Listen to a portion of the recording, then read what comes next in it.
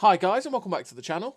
Today I've got two replays in the French Tier 7 heavy tank, the AMX M4 45. Now this is a tank that I really enjoy at Tier 7, I have done for a long time to be perfectly honest, even when it wasn't actually very good, because back in the day it had no armour, its gun was derpy, it had okay-ish mobility, but on the whole, it just wasn't great. But I did love this tank because of this 105mm gun that this tank has. The same gun that is on the ARL 44. And that is an archaic gun that it has because it actually has a premium round in its APCR that has 30 more alpha than the standard round. Which is why I fire full premium in it, because that is the meme for the gun. You get 223 penetration on the APCR, and you have way better DPM fire in it. That's the meme, that's why I do it. And I always found it really fun to play with this gun. Always did. Always have. But then they buffed the tank, and it got to actually be pretty decent. In the French heavy buff, I've got on track for the AMX M4 54, sorry, you can see all the buffs that came to the line in that.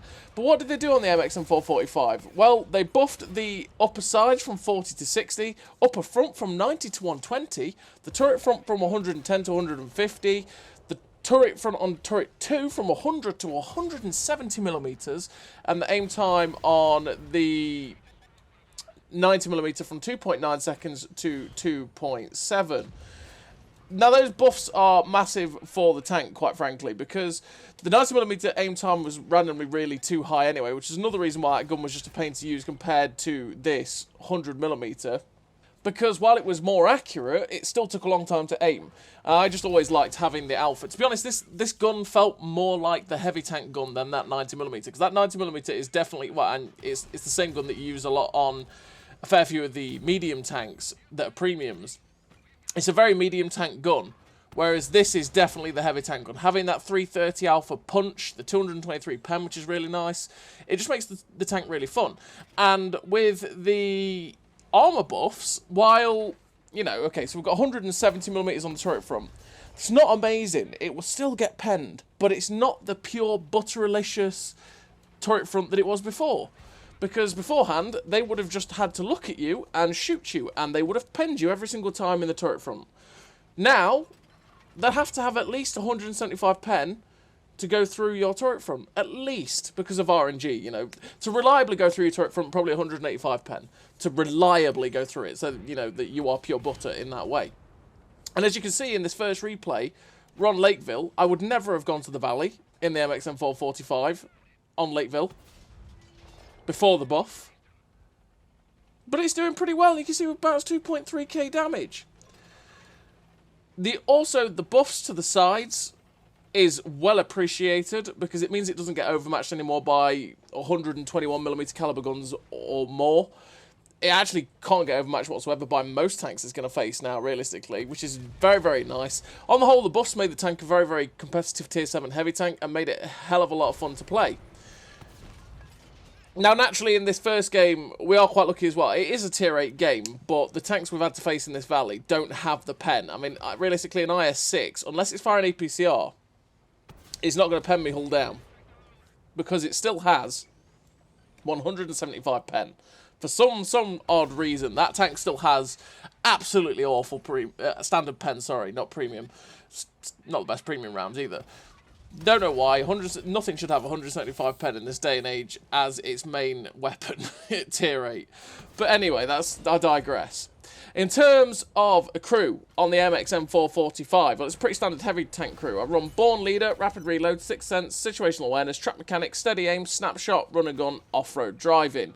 Off-Road Driving to help out my ground resistances as much as possible, help me hit that top speed of the tank, make me feel just that little bit more mobile so I can enjoy it and get to the positions I want to take. All the gun handling perks, because this 105mm gun is awful in terms of its accuracy and control the living daylights out of you. So you do have to be careful with it, and you want to make the gun handling as good as it humanly can be by doing that. And in terms of equipment on this tank, I do run the Advanced Reload, is it now? Which is the gun rammer. The GLD and optics. I run the rammer, obviously 10% better reload is always preferable. the gun lane drive, because you want to make the aim time of this tank as good as humanly possible, and you can get that down to a decent level, because it is one thing that holds the gun back. While it is exceptionally derpy, the aim time is also quite long. So if it's derpy, I want to try and make it so that I can at least get the gun aimed in as quickly as possible, and therefore I'll be able to get shots at the enemy team and not have to waste too much time while sitting in front of them. And optics, naturally, because I want to spot for myself, it is a frustrating thing in the universe when you get out spotted and you just cannot see what is looking at you. So it's nice to be able to get the drop on people and get them lit up, no matter what their camera rating is too. And yeah, it's always something that I want to do, pretty much. I mean, realistically, if you wanted to, you could drop the GLD for vents to make everything about the tank better, make the accuracy better, make the aim time a little bit better, make the view range a little bit better. It's up to you on that one. Or you could run the traction system, which would get you up to 44 kilometers an hour top speed, which you would probably hit on flat with the off-road driving perk to help you out. It's totally up to you. It's totally how you want to set it up. It's the way tanks is. So in this game, we've managed 5.7k damage, 667 assistance. We're just trying to get there for the final kill, but the E25 comes in and absolutely slams them with a ram. And finished the game with a really nice total for the AMX M4 the Tier 7 French Heavy. And we finished with the victory, 4 kills, 5.7k damage, 667 assistance. That 2.5k blocks, which is something we would never have done before in the Valley, before the buffs. Ace Tanker Sniper High Caliber. 2,460 base XP, which is a really great base XP game for the AMX M4 And yeah, it's just, that game that you've just seen there would never have happened pre-buff, because we would have just been absolutely trounced in that Valley.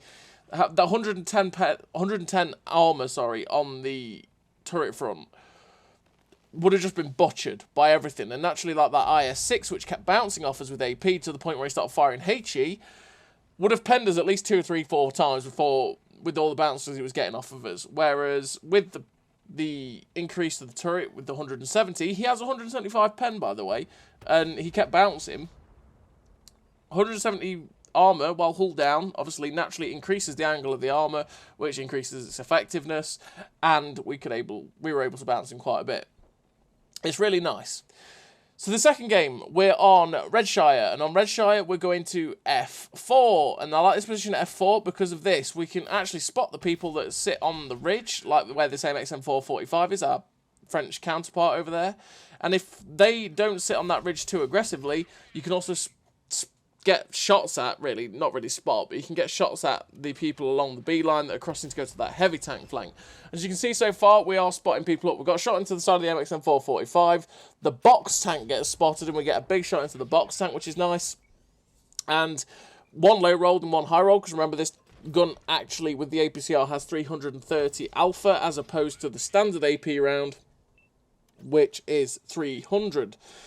Realistic with the AMX M4 if you're more of a free-to-play player, you're not going to use this 105mm gun, because you're going to have to fire a lot of premium. Well, you will fire full premium to get the max out of this gun, because the DPM is fantastic with 330 alpha, and it's what makes this gun special, to be perfectly honest with you. You will have to fire a lot of premium, and you will lose a lot of money. If you are that more free-to-play player, and you are concerned about how much silver you're going to be losing, you definitely want to be running the 90mm gun, because that has really good pen on the standard round, and it's really good prem pen as well.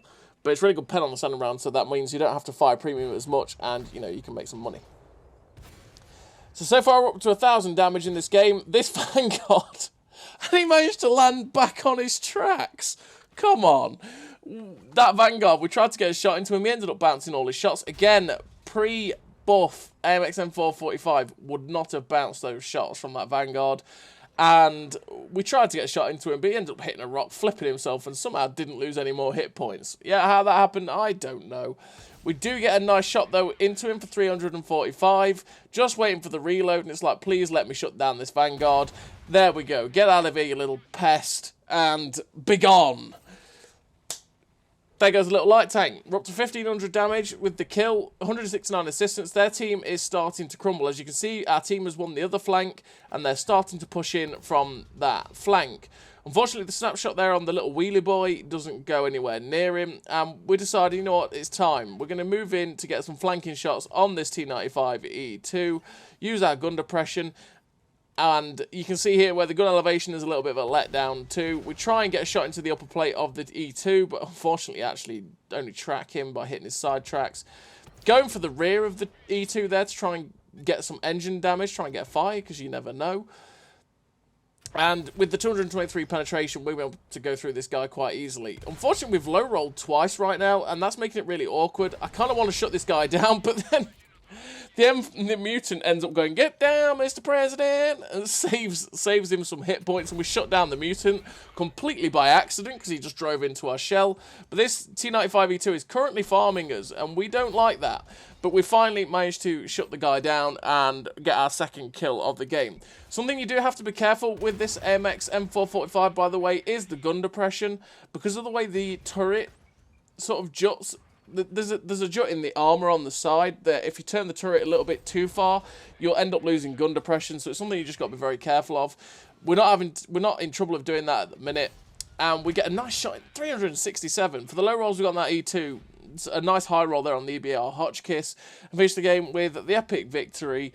3 kills, 4,000 damage, 203 assistance, loss of credits lost. Like I say, this gun will lose you credits. Ace Tanker, Confederate, High Caliber, 1940 base XP.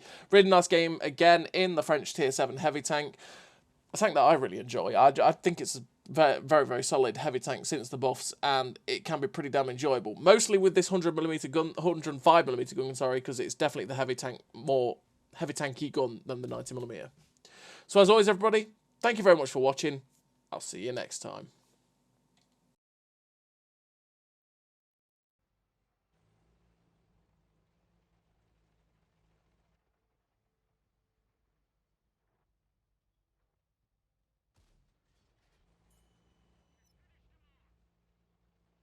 Great success!